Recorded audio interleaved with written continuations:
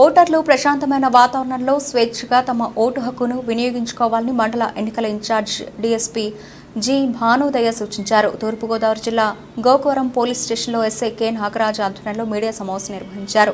మండలంలోని పోలింగ్ బూత్ల వద్ద అన్ని ఏర్పాట్లు పూర్తి చేశామన్నారు. ఓటర్లు ఎటువంటి ప్రలోభాలకు గురికాకుండా ఓటు హక్కుని వినియోగించుకోవాలన్నారు. ఎక్కడైనా ఓటర్లను ప్రభావితం చేసిన సంఘటనలు ప్రజల దృష్టికి వస్తే తమకు సమాచారం అందించి సహకరించాలని కోరారు. ఇంటరాక్షన్ ఏర్పాటు చేయడం జరిగింది.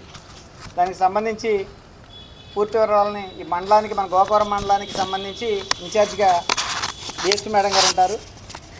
మేడం గారు మన గోకవరం మండలం జగ్గేపేట కాన్స్టిట్యున్సీ వరకు ఇన్ఛార్జిగా మేడం గారు ఉంటారు. మనకి బందోబస్తుకు సంబంధించి స్కీమ్ను కూడా ఈరోజు ఇవ్వడం జరిగింది. దానికి సంబంధించి పూర్తి వివరాలు మీకు పేపర్ రూపంలో ఇవ్వడం జరుగుతుంది.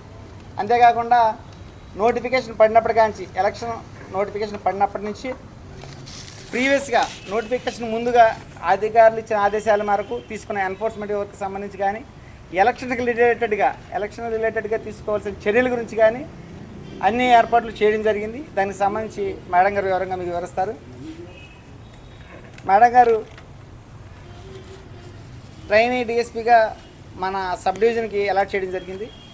మేడం గారు నేను 6వ తారీఖుతో ట్రైనింగ్ కంప్లీట్ చేసి ఫుల్ ఫ్లెడ్జెడ్ డిఎస్పీగా అపాయింట్ చేయడం జరిగింది. మేడం గారికి ఫస్ట్ టాస్క్ మన మండలం ఎలక్షన్ 2024 గోకవరం మండలం ఎలక్షన్ టాస్క్ ఇవ్వడం జరిగింది.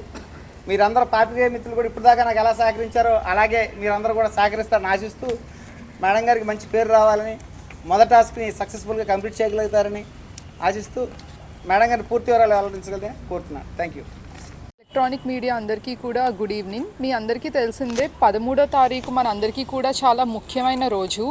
ఆ రోజు మన స్టేట్లో ఉన్న వాళ్ళందరూ కూడా వాళ్ళ free and fair right to ఓట్ని ఎక్సర్సైజ్ చేయబోతున్నారు. ఎలక్టరేట్ ఏది డిసైడ్ చేసినా సరే దానికి కావాల్సిన ఫెసిలిటేషన్ చేసేది రెవెన్యూ డిపార్ట్మెంట్ వాళ్ళతో పాటు లా ఎన్ఫోర్స్మెంట్ డిపార్ట్మెంట్ అయిన పోలీస్ కూడా. అలానే దీనికి కావాల్సిన వైడ్ పబ్లిసిటీని మీరు అందరూ కూడా ఇస్తారని ఇక్కడికి మిమ్మల్ని అందరినీ కూడా తీసుకొని రావడం జరిగింది. ఈ ఎలక్షన్ కోడ్ మొదలైనప్పటి నుంచి కూడా పోలీసు వారు కానీ రెవెన్యూ వారు కానీ ఎన్నో సన్నద్ధాలు చేస్తున్నారు. అంటే ట్రబుల్ మాంగర్స్ని కానీ ఎవరైతే ట్రబుల్ క్రియేట్ చేస్తారో వాళ్ళని, అలానే కేసెస్ ఉన్న వాళ్ళని బైండ్ ఓవర్ చేయించడం, అలానే ఇల్లీగల్గా లిక్కర్ అమ్ముతున్న వాళ్ళని కానీ డ్యూటీ ఇంకా లైసెన్స్ కట్టకుండా లిక్కర్ అమ్ముతున్న వాళ్ళని కానీ వీళ్ళందరినీ కూడా యాక్షన్ తీసుకోవడం, అలానే ఎలక్షన్ టైంలో హ్యూజ్ అమౌంట్ ఆఫ్ మనీని ఇంకా వాల్యుబుల్స్ని రవాణా చేస్తున్న వాళ్ళని పర్మిషన్ లేకుండా వీళ్ళందరినీ కూడా సీజర్ చేయడం, ఇంకా ఫ్లయింగ్ స్క్వాడ్స్ ఇంకా స్ట్రైకింగ్ ఫోర్స్ని అక్కడక్కడ పెట్టడం, అలానే ఎస్ఎస్టీస్ని ఇంకా ఎంసీసీ టీమ్స్ని కూడా నియమించడం జరిగిందండి. అలానే మీరు చూస్తున్నట్టయితే మన ఎంటైర్ ఈస్ట్ గోదావరిలో ఎన్నో చెక్ పోస్టులు పెట్టి ఎస్ఎస్టీ వాళ్ళు కంటిన్యూస్గా వెహికల్స్ని ముమ్మరంగా సర్చ్ చేస్తున్నారు సీజర్స్ కోసం. అలానే సిఐఎస్ఎఫ్ వాళ్ళతో ఫ్లాగ్ మార్చెస్ కండక్ట్ చేయడం జరిగింది. క్రిటికల్ విలేజెస్లో మాత్రమే కాకుండా అన్ని విలేజెస్లో కూడా ఫ్లాగ్ మార్చెస్ ద్వారా అన్ని విలేజెస్ని కవర్ చేశారు. క్రిటికల్ పోలింగ్ స్టేషన్స్కి అలానే నార్మల్ పోలింగ్ స్టేషన్స్కి ప్రజల్లోకి వెళ్ళి పోలీసు వారు అవేర్నెస్ తీసుకొని రావడం, అలానే వాళ్ళకి అవేర్నెస్ క్యాంపెయిన్స్ కండక్ట్ చేయడం ఇవన్నీ కూడా జరిగాయి. మొన్న హోమ్ ఓటింగ్ చాలా సక్సెస్ఫుల్గా జరిగింది. అలానే రెగ్యులర్గా క్రిటికల్ విలేజెస్లో క్రిటికల్ పోలింగ్ స్టేషన్స్ ఉన్న ఏరియాలో రెగ్యులర్ పికెట్స్ కూడా వేయమని ఆదేశాలు వచ్చాయి. ఈ పోలింగ్ ఏదైతే ఉందో అది సక్సెస్ఫుల్గా జరుగుతుందని, దానికి మీడియా వాళ్ళందరూ కూడా సహకరిస్తారని మేము కోరుకుంటున్నాం. Thank you. నా పేరు జి భానుదయ అండి, probationary DySP 2022 batch group 1 officer.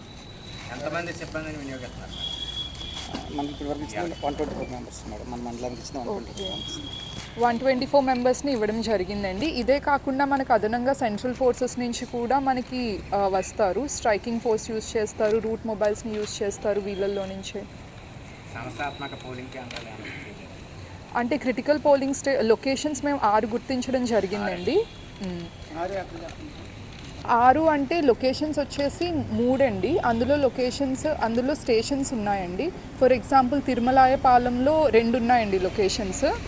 అలానే మల్లవరంలో ఒక 2 లొకేషన్స్ ఉన్నాయండి. అదే కాకుండా కృష్ణునిపాలెంలో ఒక 2 లొకేషన్స్ ఉన్నాయి. ఎక్కువగా పోలింగ్ బూత్స్ ఉన్న లొకేషన్ అయితే మన రంపయ్యర్రంపాలెం అండి. ఎలక్షన్ కోడ్ ఎలానో అమల్లోకి వచ్చినట్టు అందరికీ తెలుసండి. సో ఈ నేపథ్యంలో ఏంటంటే మనకి ఎవరైతే యూత్ ఉన్నారో లేదంటే ఎవరైతే యంగ్స్టర్స్ ఉన్నారో వాళ్ళందరూ కూడా వాళ్ళ రైట్ని ఎక్సర్సైజ్ చేయడం ఎంత ఇంపార్టెంటో వాళ్ళు యాజిటేషన్స్ అవి చేయడం కానీ ఎంసీసీ కోడ్ని ఉల్లంఘించడం కానీ చేయకుండా ఉంటారని మా పోలీస్ వారి తరపు నుంచి విజ్ఞప్తి అండి. ఎందుకంటే ఇప్పుడు యూత్ ఎవరైతే ఉన్నారో వాళ్ళు ఫర్దర్ స్టడీస్కి వెళ్ళటానికి కానీ జాబ్ ఆపర్చునిటీస్కి వెళ్ళేటప్పుడు కానీ ఇలాంటి ఎంసీసీ వైలేషన్ కేసెస్ ఉన్నా సరే లేదంటే ఏదైనా పోలీస్ కేసులు ఉన్నా వాళ్ళు చాలా ఇబ్బందులకి గురవ్వాల్సి వస్తుంది. కాబట్టి వాళ్ళ కాండక్ట్ ప్రాపర్గా ఉంటే వాళ్ళు ఫ్యూచర్లో ఎటువంటి ప్రాబ్లమ్స్ కూడా ఫేస్ చేయరని మేము ఆశిస్తున్నామండి. Thank you. ఒకసారి ఎలక్షన్ కోడ్ అన్నింటిలో కూడా ఎక్స్ట్రా ఫోర్స్ ఇవ్వడం జరిగింది, వాటిని క్రిటికల్గా పరిగణించడం జరిగింది. అంతేకాకుండా మనకి ఏజెన్సీ ఆనుకొని ఉండడం వల్ల మన ప్రాంతానికి స్పెషల్ ఫోర్స్ కూడా ఇవ్వడం అయింది. అదే special force already area domination తిరుగుతారు.